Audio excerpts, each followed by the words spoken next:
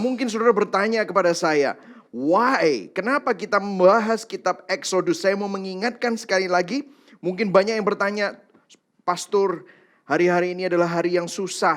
Kita mengalami resesi, kita mengalami banyak problema, kita mengalami banyak masalah, masalah keluarga, masalah keuangan, masalah kesehatan dan yang lain-lain. Kenapa kita membahas kitab Keluaran? Kitab Keluaran kan perjanjian lama. Kenapa kita tidak membahas iman? Kenapa kita tidak membahas terobosan? Kenapa kita tidak membahas mujizat? Saudara, sekali lagi saya mau mengingatkan saudara bahwa kitab Keluaran akan membantu saudara dan saya untuk mengubah cara pandang kita, mengubah worldview kita, untuk menggunakan lensa Alkitabiah supaya saudara dapat memandang dunia dan segala masalah saudara dengan cara pandang Tuhan. Saya mau katakan kepada saudara, kitab Keluaran akan memberikan kita sebuah kalibrasi hati. Bukan sekedar cara-cara atau langkah-langkah, tetapi pandangan terhadap Tuhan yang dapat melampaui semua masalah kita dan memberikan kita kepercayaan yang benar kepada Allah yang Alkitabiah, sehingga waktu saudara menghadapi resesi, waktu saudara menghadapi semua masalah-masalah yang sedang saudara hadapi, saudara bisa tetap tenang karena saudara tahu bahwa Tuhan berdaulat dalam hidup saudara. Amin saudara. Nah hari ini kita akan meneruskannya. Hari ini kita akan berbicara mengenai the God of mercy and the God of glory. Teks kita hari ini, kita akan berbicara dari Keluaran 33 sampai Keluaran 34. Poin saya ada 3 seperti biasa. Yang pertama, janjinya Tuhan ataukah kehadiran Tuhan yang lebih penting? Apa signifikasi Musa meminta untuk melihat kemuliaan Allah? Dan yang ketiga, makna Injil, Gospel Connection dan implikasinya bagi kita semua. Nah yang pertama saya akan membahasnya, janjinya Tuhan ataukah kehadiran Tuhan yang lebih penting. Saudara mungkin sudah tahu jawabannya, tapi kita akan melihat bagaimana Alkitab membahas semuanya itu. Kita akan mulai bersama-sama di Keluaran 33 ayat 1. Saya akan bacakan buat saudara dan saudara bisa baca yang kuning di rumah bersama-sama. Iman datang dari pendengaran, pendengaran akan firman Tuhan, firman Kristus. Berfirmanlah Tuhan kepada Musa, pergilah berjalanlah dari sini engkau dan bangsa itu yang telah kau pimpin keluar dari tanah Mesir ke negeri yang telah kujanjikan dengan sumpah kepada Abraham, Ishak dan Yakub. Demikian kepada keturunan mula akan kuberikan negeri itu. Ayat yang kedua kita baca sama-sama. Aku akan mengutus seorang malaikat berjalan di depanmu dan akan menghalau orang Kanaan, orang Amori, orang Het, orang Feris, orang Hewi dan orang Yebus. Ayat ketiga. Yakni ke suatu negeri yang berlimpah-limpah susu dan madu. Sebab aku tidak akan berjalan di tengah-tengahmu, karena engkau ini bangsa yang tegar tengkuk, supaya aku jangan membinasakan engkau di jalan. Stop dulu sampai di situ saudara. Saudara bisa lihat sini. Saudara ini luar biasa sekali, karena dikatakan bahwa Tuhan akan memberikan tanah perjanjian itu kepada bangsa Israel. Tuhan akan bahkan mengirimkan malaikat bersama dengan bangsa Israel. Tuhan akan memberikan kemenangan. Dan Tuhan akan memberikan tanah perjanjian yang penuh dengan susu dan madu kepada bangsa Israel. Tetapi di ayat yang ketiga dikatakan, aku tapi, ada tapinya, aku tidak akan lagi berjalan di tengah-tengahmu. Karena engkau adalah bangsa yang tegar tengkuk, supaya aku jangan membinasakan engkau di jalan.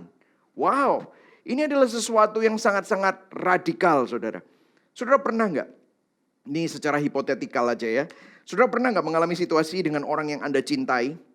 Keluarga atau pasangan, bagi yang belum nikah mungkin pacarmu gitu ya. Anda sudah nggak tahan jalan bareng sama dia. Kalau suami atau istri, Anda udah nggak tahan tinggal serumah sama dia. Dan Anda udah pengennya putus yang masih pacaran atau yang sudah nikah pengennya minggat. Pengennya lari, melarikan diri. Ya kalau Anda sudah nikah. Atau kalau Anda seorang anak, Anda ingin keluar dari rumah orang tua Anda.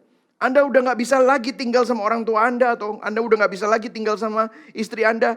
Untuk yang masih pacaran, Anda udah gak mau lagi jalan sama pacarmu lagi. Udah gak tahan lah hidup dengan dia yang sudah berumah tangga. Udah gak tahan deh jalan sama dia yang masih pacaran gitu. Tapi pada saat yang bersamaan, di dalam benak Anda juga tahu, Anda gak bisa hidup tanpa dia. Cie, bucin gitu ceritanya ya, budak cinta. Nah, saudara apa yang terjadi dalam dinamika seperti itu?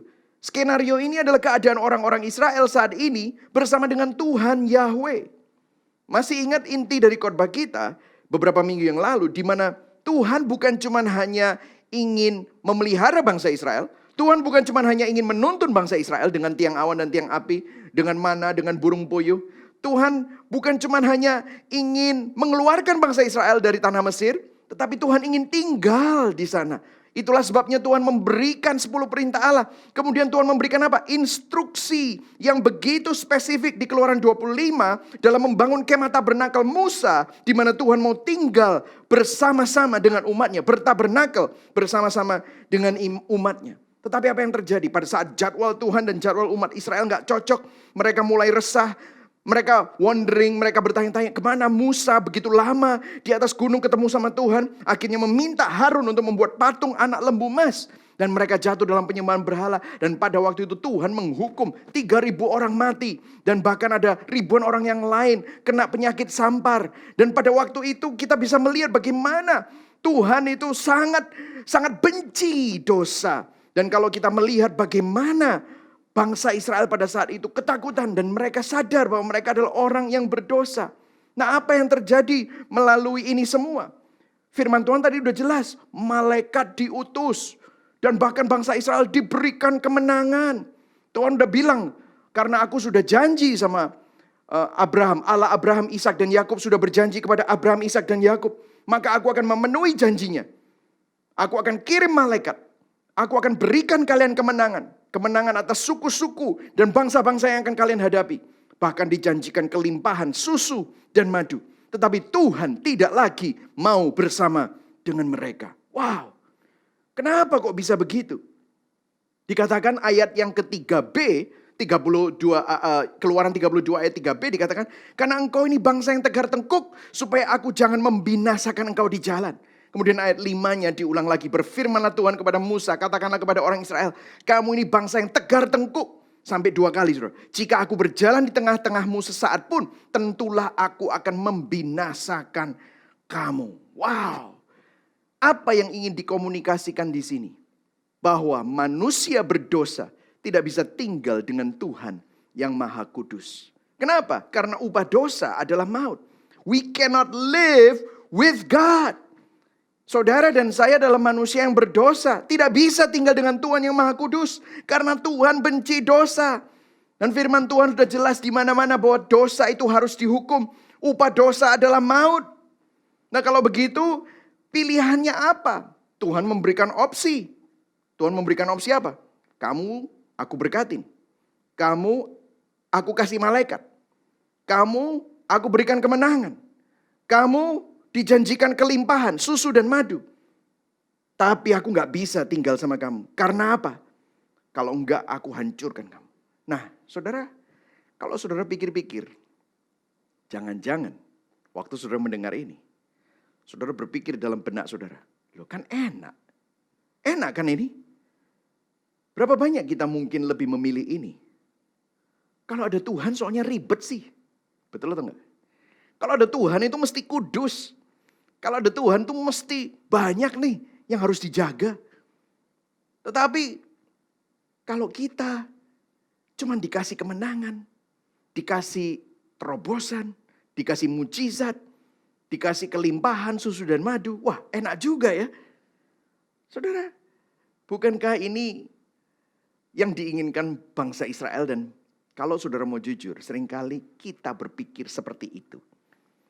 Saudara, banyak sekali orang Kristen lebih suka the benefit of God daripada God himself. Banyak orang Kristen lebih suka keuntungan mengikut Tuhan daripada Tuhan itu sendiri. Seringkali kita lebih menyukai apa yang kita bisa dapatkan dari Tuhan daripada persekutuan dengan Tuhan itu sendiri. Saudara, yang menyedihkan ini kan begini kan. Manusia itu memang seperti ini, saudara. Banyak orang single, kalau masih jomblo, masih lajang, ingin menikah dan punya pasangan. Tapi tahukah saudara, waktu saudara menikah, waktu saudara mau mempunyai pasangan dan mulai membangun rumah tangga, maka hidup Anda akan berubah total. Betul atau tidak, saudara? Kenapa? Karena Anda tidak lagi hidup untuk diri Anda sendiri. Waktu Anda menikah, hidup Anda bukan untuk Anda lagi, tetapi Anda mulai memikirkan kebersamaan. Anda mulai memikirkan apa yang harus Anda lakukan untuk kepentingan keluarga. Maka Anda nggak bisa lagi egois. Coba kalau semuanya Anda maunya seenaknya sendiri, Anda hanya mau mendapatkan keuntungan dari hubungan, tetapi tidak menginginkan hubungan itu sendiri, maka Anda pasti akan putus hubungan, saudara. Betul atau tidak, saudara? Dan di sini Tuhan ingin menunjukkan dari awal yang bangsa Israel mau itu apa? Makannya. Yang bangsa Israel itu mau itu apa? Nyamannya. Yang bangsa Israel mau itu apa? Pemeliharaannya, mujizatnya, perlindungannya. Tetapi mereka nggak mau Tuhannya. Ini yang terjadi, saudara. Kalau kita nggak hati-hati, kita sering lebih suka menerima janjinya Tuhan daripada Tuhan itu sendiri. Betul atau tidak, saudara? Saya juga berkhotbah terhadap diri saya sendiri. Kita senang sekali kalau menyaksikan kemenangan yang Tuhan berikan. Dan itu menjadi kesaksian di mana-mana. Great, saya tidak anti itu. Kita suka sekali mengejar kelimpahan yang Tuhan janjikan. Dan itu menjadi suatu kebanggaan bagi kita kalau kita mengalami kelimpahan yang Tuhan berikan. Amin. Tetapi apakah itu yang lebih penting? Apakah itu yang lebih kita sukai daripada Tuhan itu sendiri? Tanah perjanjian itu penuh dengan susu dan madu. Saudara, seringkali yang kita pikirkan tentang tanah perjanjian itu apa sih? Berapa banyak dari kita sering berpikir bahwa tanah perjanjian yang Tuhan janjikan itu adalah bagi kita, oh, rumah dambaan kita. Betul atau tidak, saudara? Oh, yang kita pikirkan tentang tanah perjanjian itu adalah kenaikan pangkat dan gaji yang tinggi.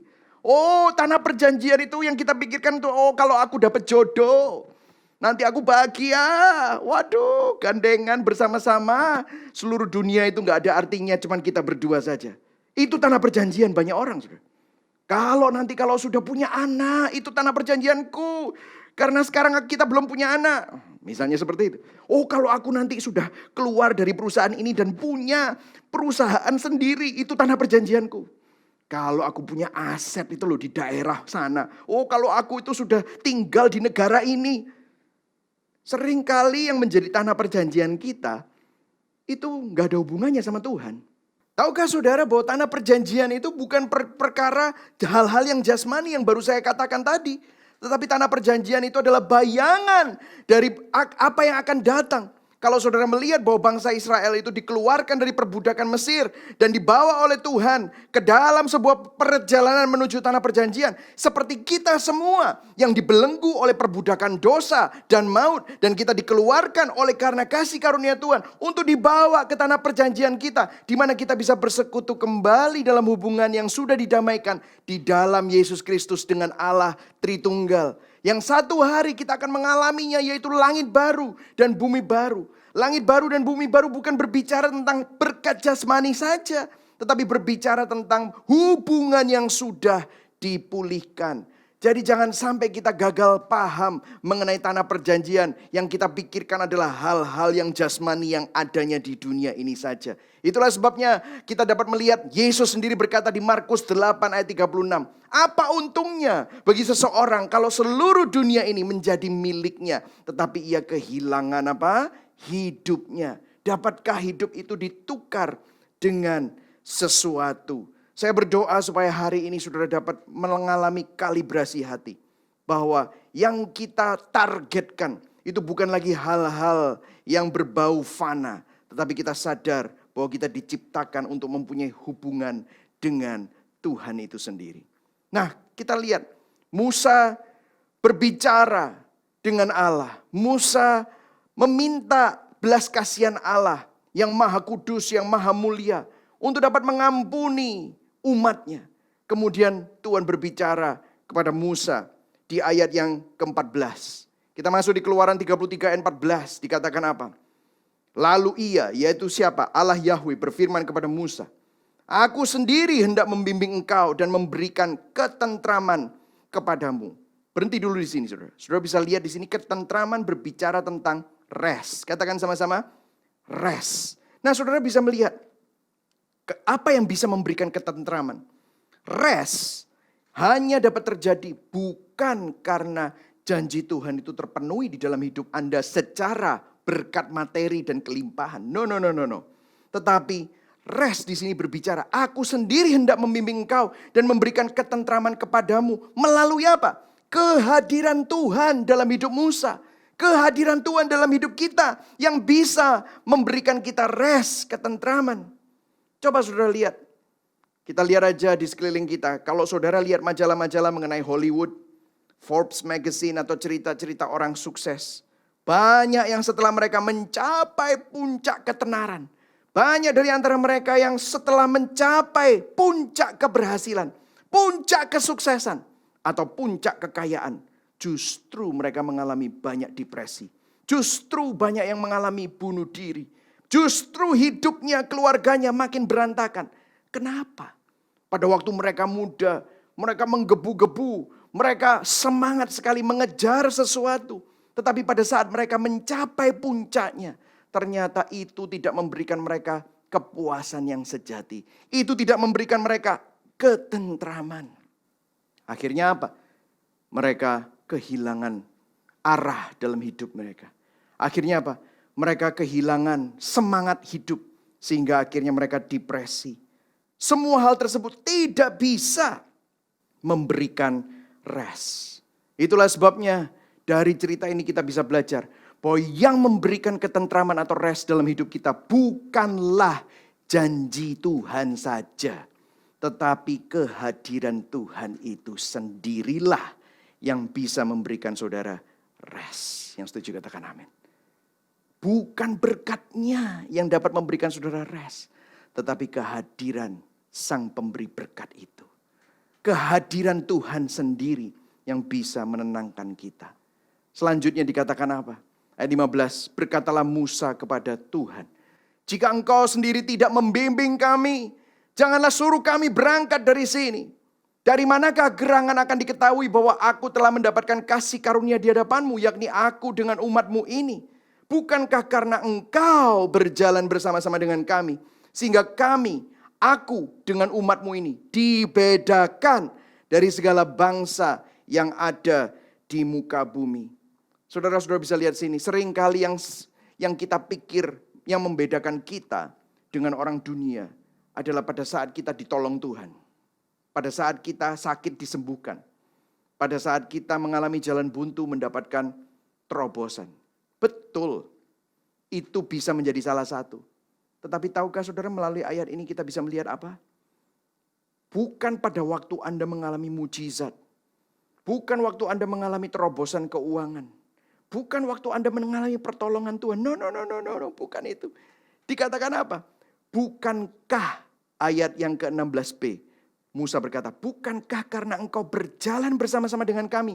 Sehingga kami, aku dengan umatmu ini dibedakan dari segala bangsa yang ada di muka bumi ini. Jadi kalau di sini saudara bisa melihat kesimpulannya yang membedakan kita dari dunia bukanlah berkat kelimpahan, kemenangan dan mujizat. Tetapi kehadiran Tuhan itu sendiri yang membedakan kita dengan orang-orang yang belum percaya Tuhan. Karena yang lain-lain itu bonus saudara. Tetapi kalau yang lain-lain itu tidak terjadi, karena satu hari dunia akan makin lama makin susah. Dan mungkin tidak ada lagi berkat kelimpahan. Mungkin yang ada hanyalah kesakitan. Yang ada hanyalah kesusahan. Tetapi saudara dan saya tetap bisa bersuka cita. Tetap bisa punya shalom. Tetap bisa rest. Kenapa? Bukan karena adanya terobosan, berkat, kelimpahan. Bukan. Tetapi karena ada kehadiran Tuhan bersama dengan saudara. Bersama dengan saya. Bersama dengan keluargamu. Sehingga kau tetap punya pengharapan. Meskipun saudara menghadapi kesulitan di dalam hidup saudara. Yang setuju katakan amin. Saya berdoa hari ini. Di tengah-tengah kita menghadapi banyak sekali kesulitan akhir-akhir ini. Biarlah saudara sadar bahwa yang paling berharga, yang tidak bisa dibeli oleh uang, yang merupakan wujud kasih karunia Tuhan adalah kehadiran Tuhan dalam hidup saudara dan saya. Kita akan masuk ke dalam poin yang kedua. Apa signifikansi Musa meminta untuk melihat kemuliaan Allah? Kalau saudara perhatikan di sini ayat 17 sampai 18 dikatakan apa? Berfirmanlah Tuhan kepada Musa, juga hal yang telah kau katakan ini akan kulakukan. Karena engkau telah mendapat kasih karunia di hadapanku dan aku mengenal engkau. Tetapi jawabnya, perlihatkanlah kiranya kemuliaanmu kepadaku. Bahasa Inggrisnya, please show me your glory. Jadi ceritanya begini. Musa minta sama Tuhan, Tuhan jangan sampai engkau tinggalkan kami. Jangan sampai engkau kirim malaikat kasih kemenangan, bawa kami masuk ke tanah perjanjian tapi engkau gak ada di sana. Percuma Tuhan, karena hanya engkau yang membedakan kami dengan bangsa-bangsa yang lain. Padahal Musa dibilang, aku akan menyertai kamu, tapi aku tidak akan menyertai bangsa ini. Musa bilang, jangan. Jangan cuma sertai aku, tetapi sama bangsa ini. Bangsa ini meskipun bangsa yang bobrok, tegar tengkuk, tetapi mereka engkau kasihi. Musa seakan-akan pleading, memberikan petisi kepada Tuhan. Dan akhirnya sampai 3 kali Musa berbicara seperti itu. Saudara baca sendiri Keluaran 33 dan 34 dikatakan. Sampai akhirnya Tuhan bilang, oke, apa yang kau katakan akan kulakukan. Karena engkau mendapat kasih karunia di hadapanku dan aku mengenal engkau. Tapi Musa masih belum yakin. Tuhan ini benar gak sih? Of course Tuhan benar. Tetapi dia minta bukti. Show me your glory. Apa signifikansinya? Kenapa Musa meminta Tuhan untuk menunjukkan kemuliaannya? Nah di sini, saudara, di sini ada suatu pelajaran yang jarang sekali dibahas. Tetapi hari ini saya mau membahas untuk kita melihat pola Alkitab. Pola bagaimana Tuhan berbicara sama Musa. Nah kalau saudara perhatikan, setiap kali Tuhan memberikan janjinya kepada Musa, oke? Ada 2 tanda yang terjadi untuk memvalidasi janji tersebut. Apakah itu janji atau tugas? Panggilan, setiap kali Tuhan memberikan janji, tugas, panggilan, ada 2 tanda yang terjadi untuk memvalidasi, memberikan stamp, memberikan stempel untuk memvalidasi janji tersebut. Ada 2. Yang pertama, Tuhan menyatakan namanya. Akulah Yahweh, aku adalah aku. Aku adalah Allah Abraham, Ishak, dan Yakub. Akulah Yahweh. Setiap kali Tuhan menyatakan namanya. Itu yang pertama. Yang kedua, Tuhan menunjukkan dirinya atau kemuliaannya. Nah inilah yang dinamakan teofani. Teofani. Apa itu teofani? Kalau saudara cek sendiri ya saudara, apa itu teofani? Teofani adalah peristiwa penampakan sosok ilahi atau sosok Tuhan kepada manusia. Dan kalau sudah perhatikan ini terjadi kepada Musa beberapa kali. Jadi ada 2 hal ini. Tuhan menyatakan namanya, akulah Yahweh, akulah Allah Abraham, Ishak, dan Yakub. Kemudian dia menunjukkan apa? Dirinya dan kemuliaannya, sosok ilahinya kepada Musa. Saya akan tunjukkan beberapa contoh saudara. Validasi pemberian janji Tuhan, tugas atau panggilan. Di Keluaran 3, remember waktu itu Musa dibuang, Musa lari dari Mesir dan tinggal di Midian. Menggembalakan domba mertuanya. Kemudian apa yang terjadi? Musa melihat Tuhan dalam semak berduri yang tidak terbakar. Teofani. Dan di situ Allah menyatakan dirinya. Akulah Allah Abraham, Ishak, dan Yakub. Allah Yahweh. Di situ Keluaran 3. Dan kemudian Keluaran 19. Di mana Musa kembali ketemu sama Tuhan. Di mana? Di Gunung Sinai. Ada api yang dahsyat di atas Gunung Sinai. Tuhan, huruf besar semua, yaitu Yahweh, turun ke atas gunung. Di atas Gunung Sinai, yaitu apa? Teofani. Dan dia berkata lagi, akulah Yahweh. Di Keluaran 24, ayat yang ke-10, ditunjukkan lagi. Tuhan menyatakan namanya lagi, akulah Yahweh. Dan Musa bersama-sama dengan tua-tua Israel masuk ke atas Gunung Sinai. Dan di dalam api, mereka duduk makan bersama dengan Tuhan. Mereka gak bisa lihat Tuhan. Mereka lihat kakinya Tuhan. Sekali lagi, teofani. Keluaran 33. Di mana apa? Musa melihat Tuhan. Tapi melihat bagian belakangnya Tuhan. Dan Tuhan menunjukkan namanya lagi. Akulah Yahweh. Sekali lagi, teofani. Jadi pernyataan nama Tuhan dan teofani ini adalah 2 tanda yang memvalidasi bagaimana Tuhan menyertai Musa. Dan kemudian kalau saudara perhatikan, Musa minta Tuhan, show me your glory. Tunjukkan kemuliaanmu. Dan kemudian Musa mengulangnya berkali-kali. Bahkan di Keluaran 34, ayat yang ke-9. Musa juga mengatakan sesuatu yang sama yang dia katakan sebelum-sebelumnya. Dan di sini ada sesuatu yang menarik yang saya mau tunjukkan kepada saudara, yaitu di ayat 9. Musa berkata, "Jika aku telah mendapatkan kasih karunia di hadapan-Mu ya Tuhan, berjalanlah kiranya Tuhan di tengah-tengah kami, sekalipun bangsa ini suatu bangsa yang tegar tengkuk. Tetapi ampunilah kesalahan dan dosa kami, ambillah kami menjadi apa? Milik-Mu." Tuhan kan tadi sudah mau membuang, saudara bisa lihat sini, Tuhan sudah mau membuang bangsa Israel. Tapi Musa minta lagi, ini tidak tahu berapa, kesekian kalinya. Ini kalau nggak salah ketiga kalinya atau keempat kalinya. Kemudian ayat yang ke-10, firman-Nya, "Sungguh aku mengadakan suatu perjanjian di depan seluruh bangsamu ini. Akan kulakukan perbuatan-perbuatan yang ajaib seperti yang belum pernah dijadikan di seluruh bumi di antara segala bangsa." Nanti saudara bisa baca sendiri. Nah, saudara coba perhatikan di sini. Dikatakan waktu Musa berkata, "Ya Tuhan," saudara bisa lihat di ayatnya, saya garis bawahi ya Tuhan. Tuhan di sini bukan Tuhan huruf besar semua yang mengacu kepada Yahweh, tetapi dia memanggilnya Donai. Nah, kata-kata Donai, perhatikan di sini, Donai hanya dipakai 4 kali di kitab Keluaran oleh Musa. Dan kata Donai ini selalu dipakai pada waktu Musa ragu dan bimbang. Apakah benar Tuhan akan menyertai dia dan akan bersama dengan dia? Donai ini dipakai pada waktu Musa ini takut dan ragu. Beneran gak sih Tuhan itu akhirnya akan bersama dengan aku? Contohnya di mana? Di Keluaran 3, waktu Tuhan memilih dia. "Aku akan memakai kamu, memilih engkau untuk melepaskan umatku." "Jangan Tuhan, aku gak qualified." Nah dia bilangnya, "Donai, aku ini gak cocok." Dia panggilnya Tuhan Donai. Kemudian di Keluaran 4, waktu dia bilang dia gak bisa ngomong, "Pilih orang lain aja." Sampai Tuhan bilang, "Aku akan suruh Harun untuk menemani engkau." Dia juga panggil Tuhan itu Donai.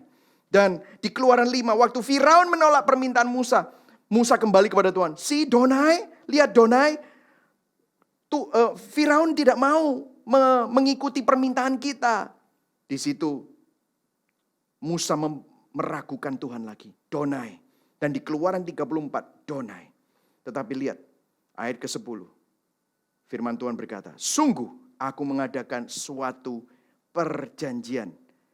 Di depan seluruh bangsa ini akan kulakukan perbuatan-perbuatan yang ajaib, seperti yang belum pernah dijadikan di seluruh bumi di antara segala bangsa. Seluruh bangsa yang di tengah-tengahnya engkau diam akan melihat perbuatan Tuhan. Sebab apa yang akan kulakukan dengan engkau sungguh dahsyat." Nah di sini Tuhan berfirman, "Sungguh aku akan mengadakan suatu perjanjian." Nah kata-katanya berbicara mengenai waktu di masa depan. Bukan bicara tentang waktu masa sekarang.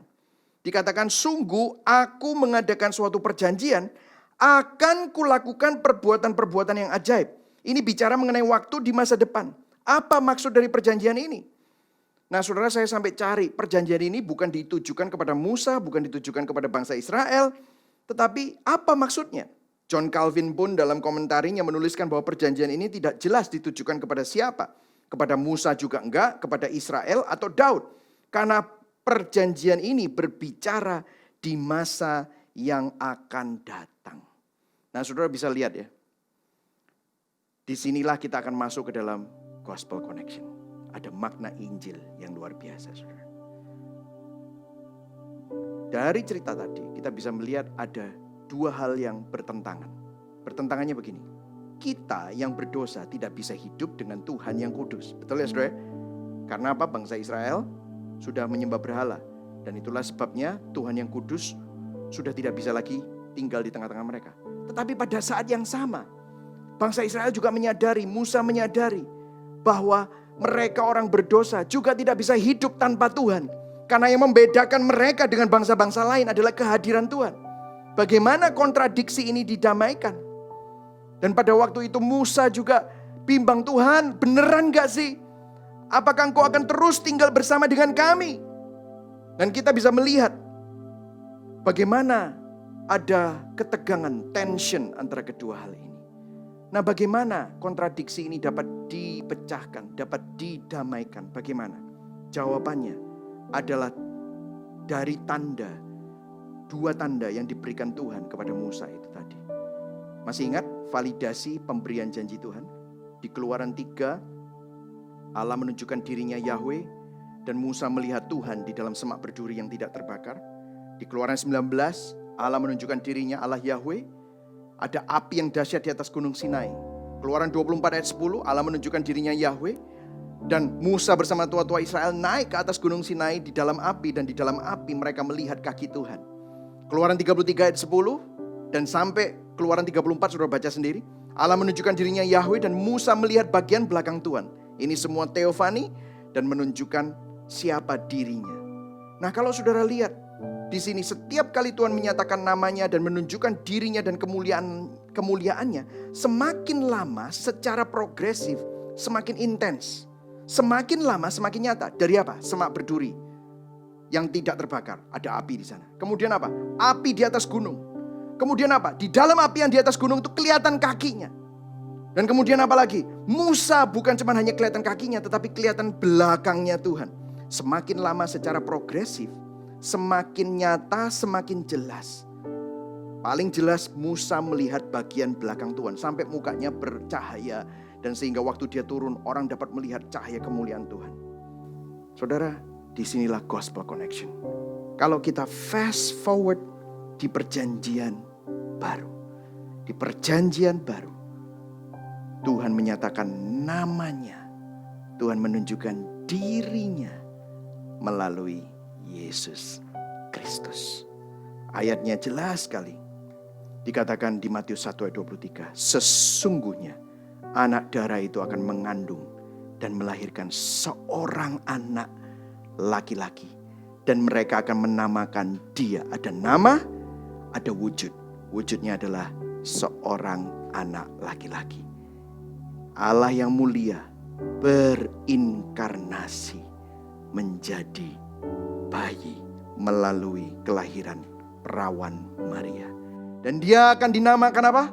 Immanuel, yang artinya apa? Allah menyertai kita. God is with us. Saudara lihat jawabannya ada di sini. Bahwa di perjanjian baru sudah jelas Tuhan mengadakan perjanjian di depan Musa. Dia berbicara tentang masa yang akan datang. Dan masa ini adalah masa perjanjian baru. Kalau saudara lihat melalui Yesus Kristus, Tuhan menunjukkan dirinya. Bukan lagi melalui teofani, tetapi melalui inkarnasi. Bukan hanya perjanjian-perjanjian saja yang merupakan bayangan, tetapi melalui kehadiran yang nyata. Bukan hanya menjadi suatu hal yang muluk-muluk lagi, tetapi saat itu Tuhan berjalan di tengah-tengah umatnya. Dan kita dapat melihat di ayat Yohanes 1 ayat 14, firman itu telah menjadi apa? Manusia dan diam di antara kita. Diam di situ, masih ingat? Beberapa minggu yang lalu, diam bertabernakel, skenoo. Dan kita telah melihat kemuliaannya. Masih ingat? 2 tanda, Tuhan menunjukkan apa? Kemuliaannya. Tuhan menunjukkan kemuliaannya melalui Yesus Kristus. Yaitu kemuliaan yang diberikan kepadanya sebagai anak tunggal Bapa, penuh kasih karunia dan kebenaran.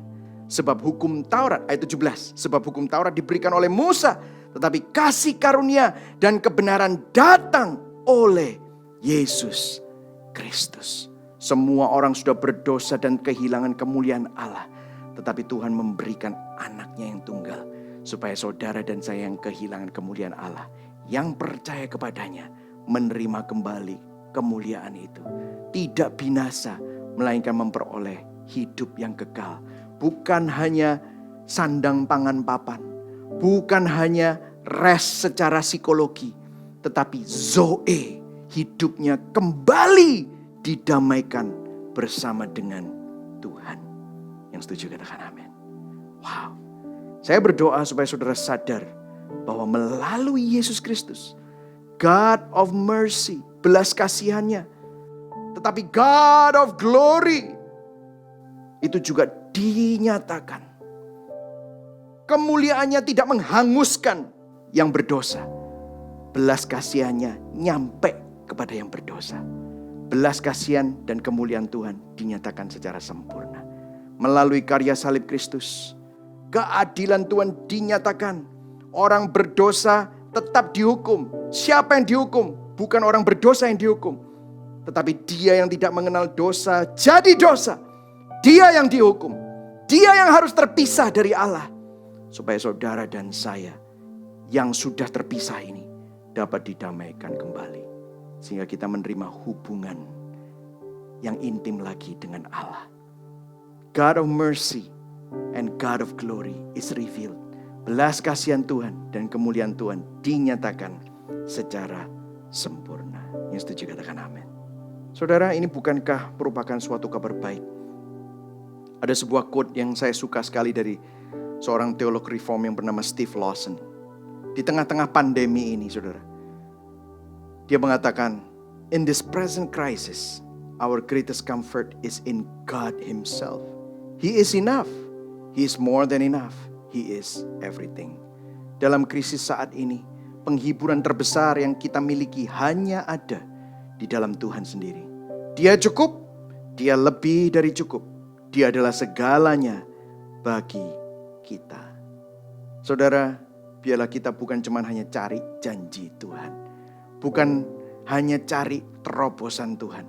Bukan hanya cari tangan Tuhan. Tapi saudara bisa sadar bahwa yang paling berharga adalah Tuhan itu sendiri. Yang Tuhan inginkan bukan hanya menolong engkau. Yang Tuhan inginkan bukan hanya menuntun engkau. Yang Tuhan inginkan bukan hanya menunjukkan jalan bagimu. Tetapi yang Tuhan inginkan adalah bersekutu dengan engkau lagi.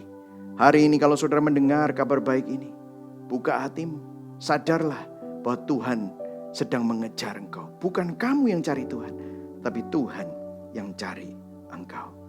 Saya akan ulangi Markus 8 ayat 36-37 bahasa Indonesia masa kini.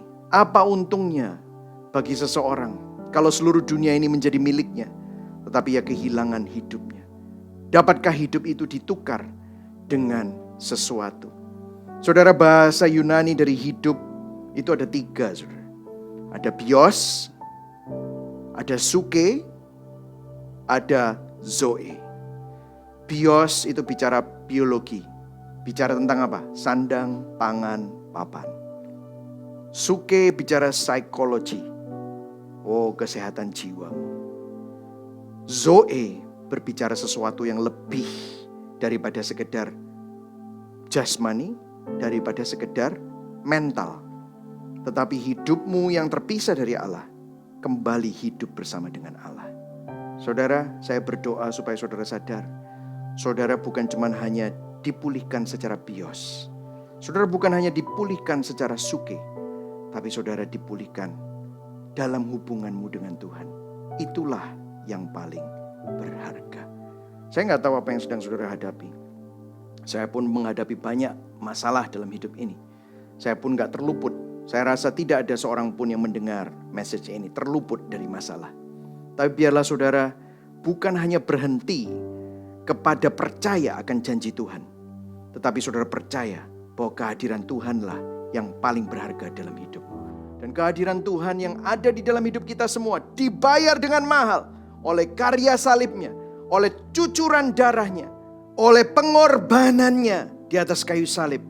Biarlah saudara sadar betapa mahalnya, sehingga saudara dan saya dapat bersekutu kembali dengan Allah. Hari ini kita dapat memanggil Dia Immanuel. God is with us. Dia tidak pernah meninggalkan saudara. Dia tidak pernah jauh dari kita semua.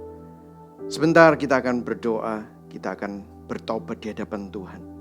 Kalau sering kali yang kita bingungkan, yang kita cari adalah janji-janjinya lebih daripada dirinya.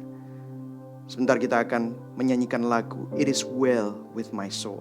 Lagu ini ditulis oleh Horatio Spafford. Seseorang yang kehilangan bisnisnya. Dan di tengah-tengah dia membangun bisnisnya, dia kehilangan semua anak-anaknya. Istrinya pun hampir mati. Dan pada saat dia kembali, anak-anaknya tenggelam dalam kapal yang tenggelam di lautan. Dan pada waktu dia pergi ke tempat kapal itu tenggelam, Ditunjukkan oleh kapten kapalnya, di sini kapal itu tenggelam, di mana anak-anakmu mati, meninggal semuanya. Di situ dia menulis lagu ini. It is well with my soul. Biarlah kita tidak hanya cari pemeliharaan Tuhan, susu dan madu dan kelimpahan Tuhan, atau kemenangan-kemenangan secara jasmani yang kita pikirkan merupakan tanah perjanjian kita. Tapi biarlah kita sadar bahwa yang paling berharga adalah kehadiran Tuhan. Dibayar sangat mahal supaya dia bisa, bukan kamu yang menghampiri dia, tapi Tuhan yang menghampiri kamu. Sehingga engkau bisa berkata, Immanuel, God with us. It is well with my soul.